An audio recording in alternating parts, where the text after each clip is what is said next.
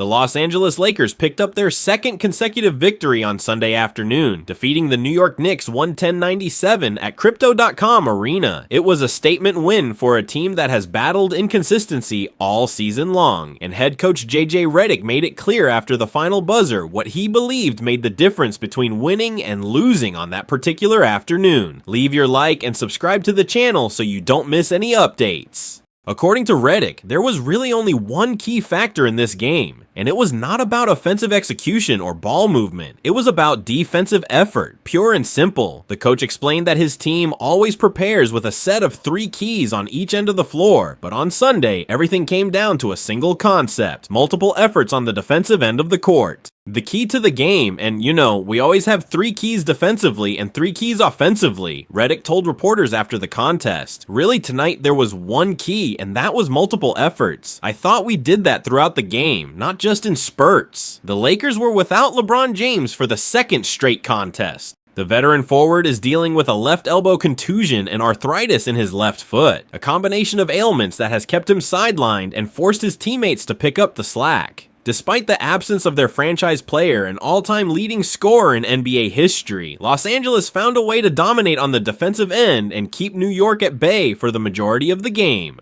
The Knicks, who entered the matchup as one of the better offensive teams in the Eastern Conference, were held to just 24% shooting from three-point range and committed a staggering 19 turnovers over the course of the game. Those numbers were not an accident. The Lakers rotated well, played with energy, and executed a defensive scheme that gave New York very few clean looks at the basket throughout the contest. Redick acknowledged that there was a stretch in the game when the Knicks threatened to get back into it. However, he was careful to pinpoint what actually caused the run. It was not star guard Jalen Brunson making difficult mid-range shots over defenders. It was back-to-back transition three-pointers that Los Angeles surrendered due to a brief lapse in focus. That was the moment Redick addressed directly during his post-game breakdown, emphasizing that mental lapses and defensive breakdowns in transition are the things that truly hurt a team during critical stretches of a close game. The run where they got back into it, it wasn't Brunson hitting tough twos. It was the back-to-back transition threes that we gave up, he said. And then on the offensive end, we had a stretch where we just couldn't make a shot.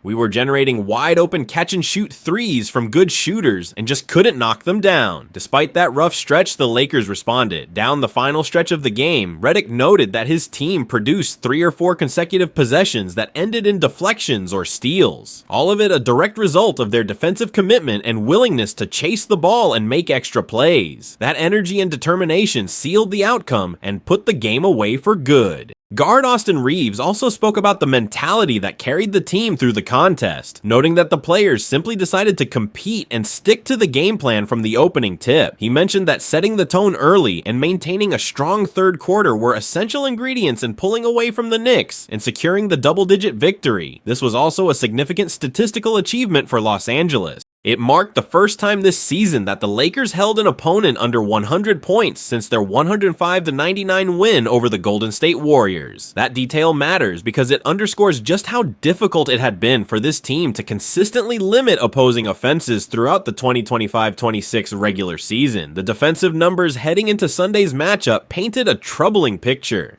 The Lakers ranked 15th in points allowed per game at 115.3, 26th in opponent field goal percentage at 48.5%, and 18th in three-point defense with opponents shooting 36% from beyond the arc. On Sunday, they flipped those trends entirely and produced one of their most complete defensive performances of the season. With the postseason approaching, the pressure on this roster to play better on the defensive end is enormous. The Lakers currently sit 5th in the Western Conference standings with a 39-25 record and trail the 3rd-seeded Houston Rockets by just 1 game. Closing that gap is possible, but it will require consistent defensive performances like the one they delivered against New York. Every game from this point forward carries real weight, as the difference between the 4th and 7th seeds in the Western Conference playoff bracket could determine whether the team receives a first-round bye or faces an immediate elimination threat in the play-in tournament. Redick has been vocal throughout the season about the importance of defensive identity and effort, and Sunday's performance gave the roster a clear reminder of what they are capable of when they commit to that side of the floor for a full 4 quarters. The team's next challenge comes Tuesday when they host the Minnesota Timberwolves at Crypto.com Arena, another difficult test against a physical and well-coached opponent that will further reveal whether this defensive turnaround is real or simply a one-game performance heading into the final weeks of the regular season. As the Los Angeles Lakers navigate the final stretch of the 2025-26 regular season, the contributions of guard Austin Reaves have become more important than ever. With LeBron James sidelined due to a left elbow contusion and arthritis in his left foot, the team needs Reaves to step up offensively and assert himself as a consistent scoring presence alongside Luka Doncic. Head coach JJ Redick made that expectation crystal clear before Sunday's game against the New York Knicks, and Reaves responded in a major way. In his pre-game remarks, Redick openly challenged Reaves to be more aggressive than he had been in recent weeks, noting that the guard was not attacking the basket with the same urgency that defined his game earlier in the season. The two have a strong working relationship built on honest communication, and Redick framed it as a partnership rather than criticism. There are opportunities. I think that he's not being as aggressive as he was early in the season, Redick said. And so the thing we always talk about, AR and I, is it's a partnership. So here's where I can be better, here's where you can be better, but we want him to be aggressive.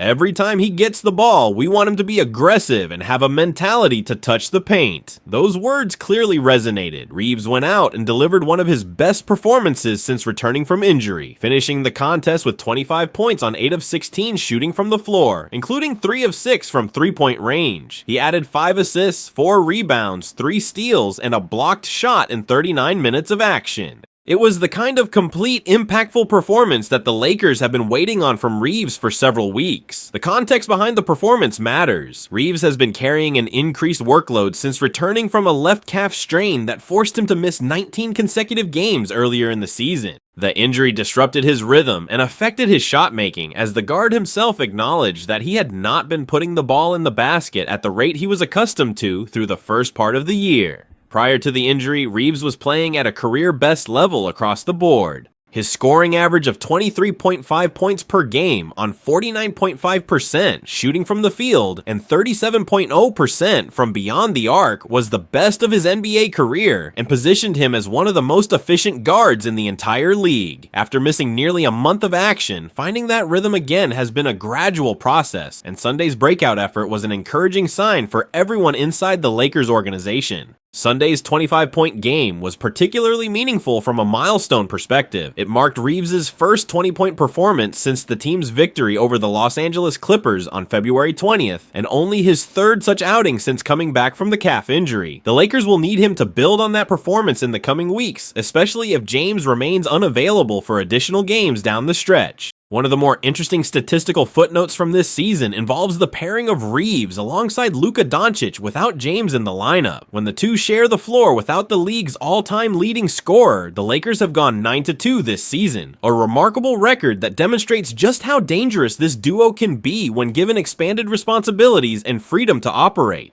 After the final buzzer, Reaves reflected on his mindset and approach during the difficult stretch following his return from injury. He kept it simple and honest, acknowledging the shooting slump while pointing out that his overall contributions to the team had not declined. "When I got here, just told myself to have fun," Reaves said. "I don't feel like I've played bad recently. I just haven't made a lot of shots, and I feel like I've done a lot of other things well." That attitude of staying positive and trusting the process is exactly what Redick wants to see from his players. The coach's challenge worked, and Reaves answered it publicly and convincingly. With the playoffs fast approaching and the Lakers holding a 39-25 record in 5th place in the Western Conference, every contribution counts. If Reaves can rediscover his aggressive scoring form from earlier in the season, this team becomes significantly more difficult to prepare for and defend on any given night. Beyond Sunday's individual numbers, the broader narrative for Reaves this season has been one of growth and responsibility. He is no longer just a complementary piece filling in gaps around star players. He is a cornerstone of what this team does offensively.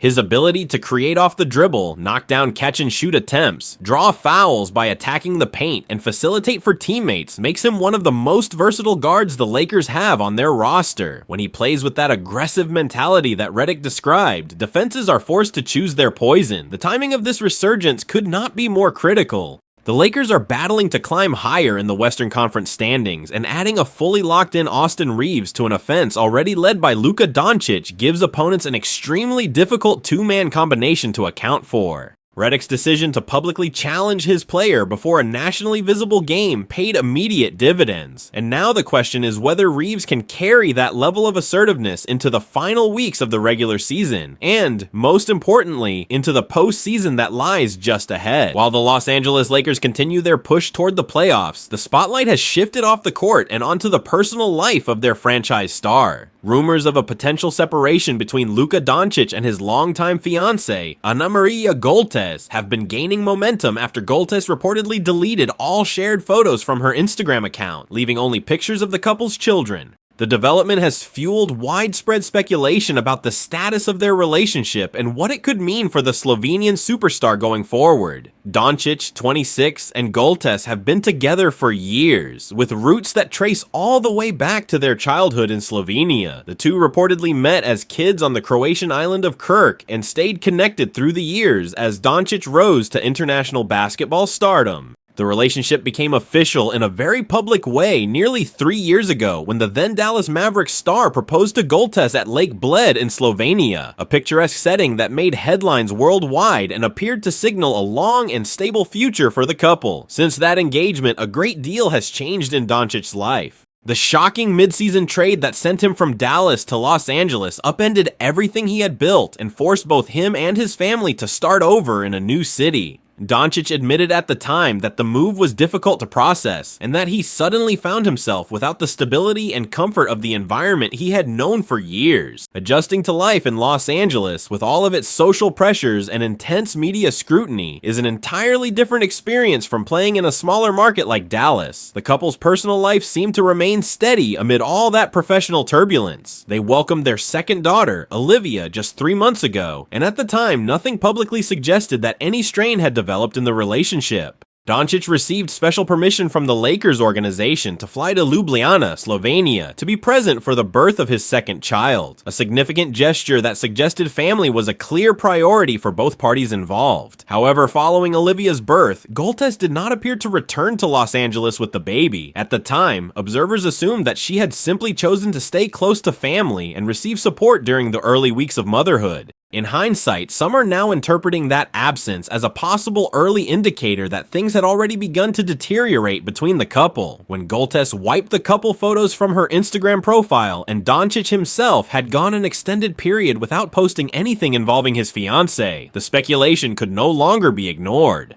Neither Doncic nor Goltes has made any public statement about the status of their relationship, leaving everything in the realm of rumor and social media interpretation. It is entirely possible that the Instagram activity reflects nothing more than a desire for privacy at a sensitive time, or even a temporary disagreement that has since been resolved. None of that has been confirmed, and jumping to conclusions without an official statement from either party would be premature. What is known is that off-court noise has been a recurring presence around Doncic this season. On the floor, he has continued performing at an MVP level and remains on track to lead the league in scoring for the second time in his career. A remarkable achievement that speaks to his dominance regardless of what is happening away from the game. He has also collected his 15th technical foul of the season, ranking second in the entire NBA in that category behind only Draymond Green. Each second technical foul past a certain threshold in a season triggers a one-game suspension, which means every additional technical carries real consequences for the team down the stretch of a playoff race. Whether personal stress has contributed to his on-court frustrations with officiating is impossible to say with certainty, but the timing of the social media activity and the accumulated technical fouls has not gone unnoticed by those following the situation closely. Doncic grew up as the child of divorced parents, which makes the prospect of a family separation during his own career a topic that many observers have handled with particular sensitivity. Life on the road in the NBA, combined with the demands of being the face of a franchise in a city as large and demanding as Los Angeles, places enormous strain on any personal relationship. Whether distance, the adjustment to Los Angeles life, or other factors played a role in the current situation remains unclear. One angle that cannot be overlooked is the sheer volume of change Doncic has absorbed in a short period of time. Becoming a Laker mid-season, moving his family across the country, welcoming a second child, navigating a new coaching staff and new teammates. All of that happening simultaneously would challenge anyone. The Los Angeles lifestyle brings with it a level of public visibility and social attention that is difficult to manage even for those accustomed to it. For now, both Doncic and the Lakers are keeping their focus on basketball. The team holds a 39-25 record and is locked in a tight race for seeding in the Western Conference. Whatever is happening in Doncic's personal life, his on-court commitment has not dropped, and the organization is banking on that dedication, carrying them through a strong postseason run.